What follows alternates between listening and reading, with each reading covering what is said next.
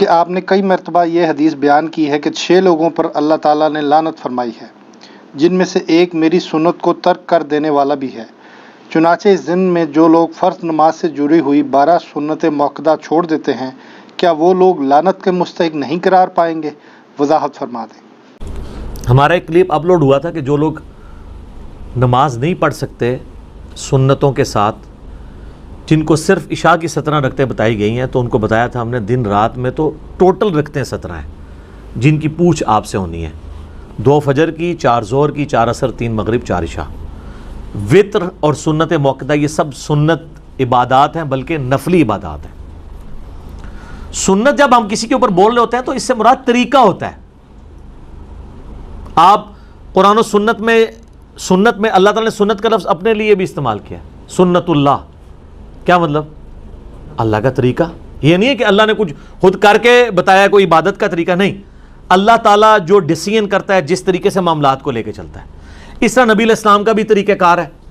جیسے نماز کا ہم کہتے ہیں سنت طریقہ، جیسے نبی علیہ السلام نے قیام کس طرح کیا، ہاتھ کیسے باندھے، رکوع میں کیسے کیا، تشہد میں کیسے بیٹھے، یہ سب کی سب طریقہ، ان معنوں میں یہ بات ہو رہی ہوتی ہے۔ تو سنت کہتے ہیں طریقے کو۔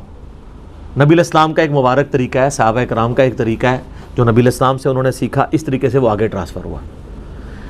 تو اب رہا یہ مسئلہ کہ یہ جو حدیث میں 6 لوگوں پہ اللہ کی لعنت ہے، اس میں تارک سنت کی بات آئی ہے، جو سنت کو ترک کرنے والا ہے۔ اور عربی لنگوسٹک میں اگر آپ سنت کو ترک کا معنی لینا تو یہ ہوتا ہے اس راستے کو چھوڑ دینے والا۔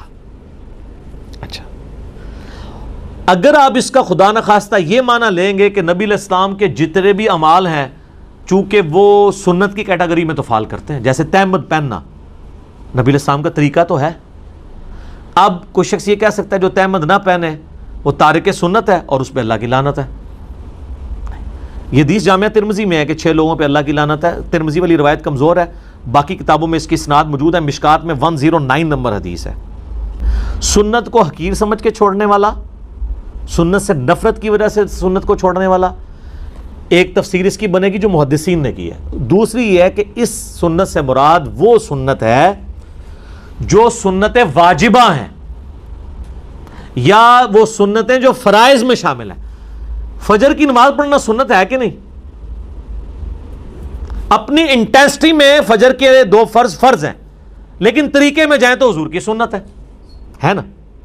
تو فجر کے 2 فرض وہ سنت ہے جس کو ترک کرنے والا لعنت کا مستحق ہے۔ تہمد وہ سنت نہیں ہے جس کو ترک کرنے والا سنت تارک سنت آئے گا۔ تو یہ 3 مفہوم بن جائیں گے۔ ایک ہو جائے گا حضور کا طریقہ، اس کو چھوڑنے والا حقیر سمجھ کے، نفرت کر کے۔ اگر کوئی تہمت سے نفرت کرے گا اس پہ لعنت فٹ ہو جائے گی۔ دوسرا یہ ہے کہ وہ کام تو فرض کر رہا تھا لیکن سنت طریقے پہ نہیں کر رہا تھا۔ نبی علیہ السلام نے ایک نماز کا طریقہ تعلیم فرمایا، جس طرح کہ صحیح بخاری میں آتا ہے، سیدنا معاذ ابن جبل تھے یا حذیفہ ابن یمان تھے، جنہوں نے ایک شخص کو دیکھا بڑا تیزی سے نماز پڑھ رہا تھا، حذیفہ ابن یمان۔ انہوں نے کہا تو اس طرح نماز پڑھتا رہا تو اس طریقے پہ نہیں مرے گا جو محمد صلی اللہ علیہ وآلہ وسلم کو اللہ نے تعلیم فرمایا۔ نماز تو وہ پڑھ رہا تھا لیکن حضور کی طرح وہ سجدے اور رکوع نہیں کر رہا۔ تو دوسرا مفہوم یہ ہو گیا۔ نمبر 1 مفہوم کیا ہوا؟ سنت سے نفرت کرنے والا۔ نمبر 2، کام تو فرض کر رہا تھا لیکن سنت طریقے پہ نہیں کر رہا تھا، غلط طریقے پہ کر رہا ہے۔ ایک بندہ نماز میں ہاتھ سر پہ باندھنا شروع کر دے تو نماز تو وہ پڑھ رہا ہے لیکن سنت طریقے پہ نہیں، یہ کمر پہ باندھ لے۔ اور نمبر 3، ایسی سنت چھوڑنے والا جو سنت فرض تھی، چاہے حقیر سمجھ کے چھوڑا یا بغیر حقیر کے۔ ایک بندہ کہ میں نماز کو حقیر تو نہیں سمجھتا لیکن سستی کی وجہ سے نہیں پڑھتا، وہ بھی لعنتی ہے۔ صحیح مسلم میں حدیث ہے جس نے بندے کے کفر اور اسلام کے درمیان فرق کیا ہے؟ نماز۔ جامعہ ترمذی میں حدیث ہے جس نے جان بوجھ کے نماز چھوڑی گویا اس نے کفر کیا، من ترک الصلاۃ متعمدا فقد کفر۔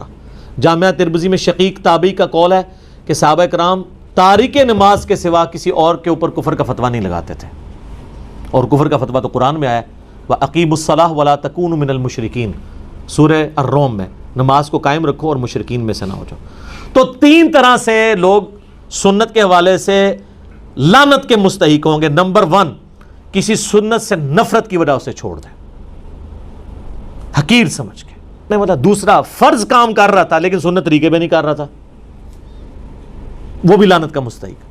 اور نمبر 3 وہ سنتیں جو حضور نے فرض کے طور پہ تعلیم فرمائی ہیں, دین میں ضروری جاری کی ہیں, اور اس کے چھوڑنے پہ وعید بتائی ہے,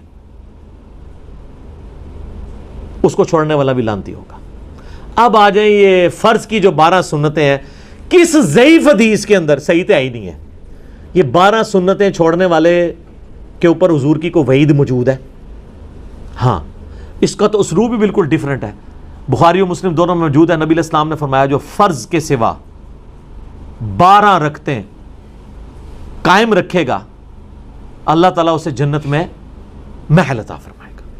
یہ ہے فضیلت. اب اس کو لے آئیں آپ نماز کے اندر جو سنتیں ہیں اس کے اندر کون سی وعید آئی ہوئی ہے؟ اس میں تو بخاری مسلم میں آتا ہے جو فرض کے علاوہ 12 رکعتیں پڑھ لے گا اسے جنت میں اللہ تعالیٰ محل دے گا. ایک فضیلت کی بات ہے. اور جو نہیں پڑھے گا ظاہر اسے نہیں ملے گا. That's all. فرض نماز کافی ہے. اور اس کو سپورٹی وہ حدیث جو ہم اکثر پیش کرتے ہیں, بخاری مسلم دونوں میں حدیث ہے. اہل نجد میں سے ایک اعرابی شخص نبی علیہ السلام کی خدمت میں حاضر ہوا اور اس نے کہا یا رسول اللہ مجھے اسلام کے بارے میں بتائیں کیا ہے. تو آپ صلی اللہ علیہ وآلہ وسلم نے فرمایا کہ تم گواہی دو اس بات کی کہ اللہ کے سوا کوئی معبود نہیں, محمد صلی اللہ علیہ وآلہ وسلم اس کے رسول ہیں. اس کے بعد فرض نماز کو قائم رکھو. اس نے آگے سے پوچھا صرف فرض کو؟ آپ فرمایا الا یہ کہ تم نفل نماز بھی پڑھ لو. یعنی اس کے اندر نفلی نماز, نفل عربی میں کہتے ہیں اضافی کو ہیں. سر اس کا مطلب ہی اضافی ہے. نفل عربی میں کہتے ہیں اضافی کو. اسی لیے انفال جو ہے مال غنیمت کو کہا جاتا ہے کہ وہ اضافی مال ہے جو آپ کو مل گیا ہے. آپ کا مقصد دشمنوں کا مال لوٹنا نہیں تھا, اللہ کے لیے ان سے جنگ کرنا تھا. مال تو بونس میں مل گیا. سورۃ الانفال آئی ہے نا. پھر کہا کہ فرض روزے قائم رکھو, ہاں مگر یہ کہ کبھی تم نفلی روزے رکھنا چاہو. فرض زکوٰۃ ادا کرو, ہاں یہ کہ کبھی تم نفلی صدقہ کرنا چاہو. تو اس نے کہا یا رسول اللہ علیہ وسلم جو آپ نے مجھے بتایا نہ میں اس میں کمی کروں گا نہ زیادتی. تو جب وہ مڑا تو آپ علیہ السلام فرمایا اگر یہ اپنی بات پہ قائم رہا تو کامیاب ہو گیا. اور ایک اور حدیث بخاری مسلم میں آتی ہے کہ نبی علیہ السلام نے کہا کہ فرض نماز قائم رکھ, فرض زکوٰۃ دے, فرض روزے رکھ. اس نے کہا یا رسول اللہ نہ میں کمی کروں گا نہ زیادتی. تو آپ علیہ السلام جب وہ مڑا تو آپ فرمایا کسی نے اگر کوئی جنتی شخص دیکھنا تو اس کو دیکھ لو. تو فرض نماز تھی. فرض نماز تو وہی ہے جسے عموماً فرض نماز کہا جاتا ہے. اب انہوں جو رکھتے ہیں جوڑی ہوئی ہیں ساتھ, پھر اس میں مؤکدہ بھی ہیں غیر مؤکدہ بھی ہیں. کتنی ہیں؟ یہ بھی فقہ کی ٹرم میں, عربی میں 2 ہی چیزیں ہیں.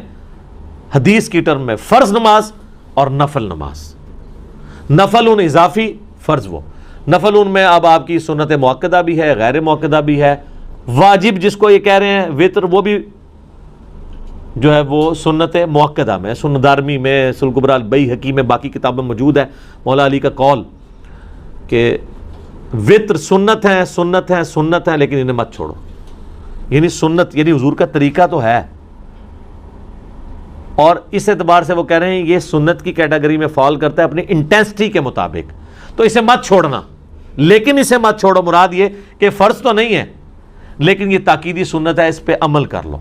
وعید پھر بھی کوئی نہیں. تو لہٰذا جو سنت مؤکدہ تاکید کی گئی سنتیں ہیں, ہماری کوشش ہوتی ہے ہم اسے پڑھیں. کبھی کبھار کبھی کوئی علمی مصروفیت کی وجہ سے چھوڑنی پڑ جائیں یا کبھی سفر کی وجہ سے, وہ ایک علیحدہ چیز ہے. ادروائز عموماً کوشش ہوتی ہے کہ سنتیں بھی پڑھی جائیں. لیکن اگر کوئی چھوڑ بھی دیتا ہے اس کے اوپر کوئی وعید نہیں ہے, کوئی وہ حرام کا مرتکب نہیں ہے, وہ کوئی لعنت کا مرتکب نہیں ہے.